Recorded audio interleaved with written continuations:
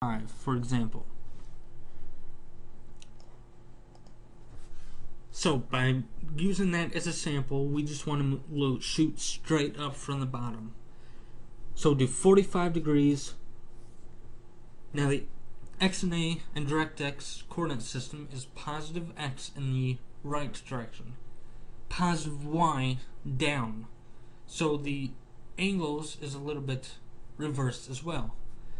0 degree. If an object is looking at 0 degrees, or 0 degrees is pointing to the right. 90 is pointing down. If you remember from regular math, you have 90 degrees as straight up. But 90 in X and A and DirectX is pointing down. So the bullet, the middle bullet that shoots straight up, is going to have a negative 90 degrees or 180 degrees. Or 270. It's either going to be positive 270 or negative 90. And that shoots straight up.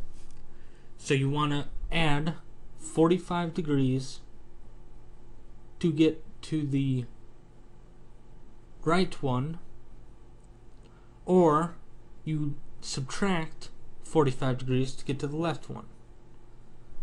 And the simple way to do that is doing that from the angle is go to the main website, tutorials, and let me bring that down.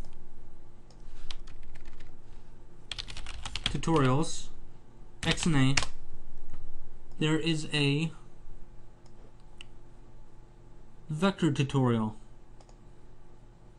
and the vector tutorial tells you how to find an angle between two vectors, but it also gives you the mathematical formula to getting to the vector by using that angle.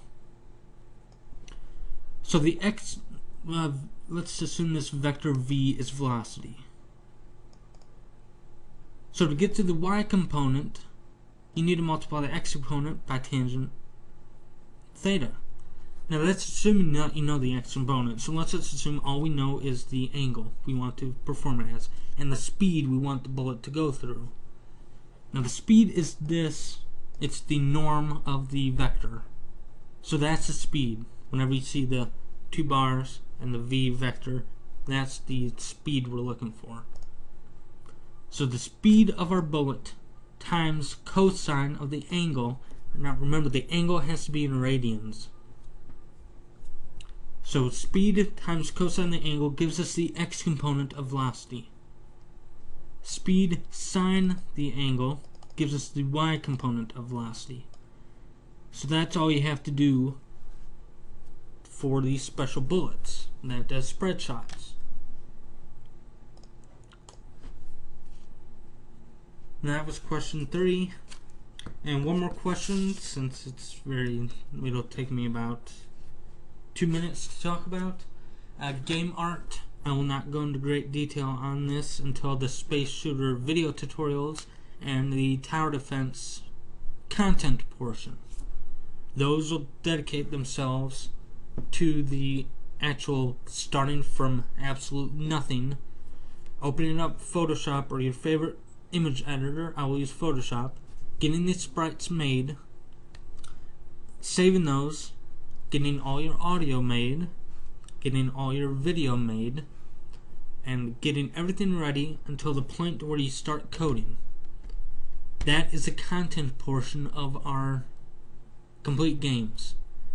Now for the space shooter tutorial, it'll be all combined into one series, because all we do is make 3 sprites and that's it.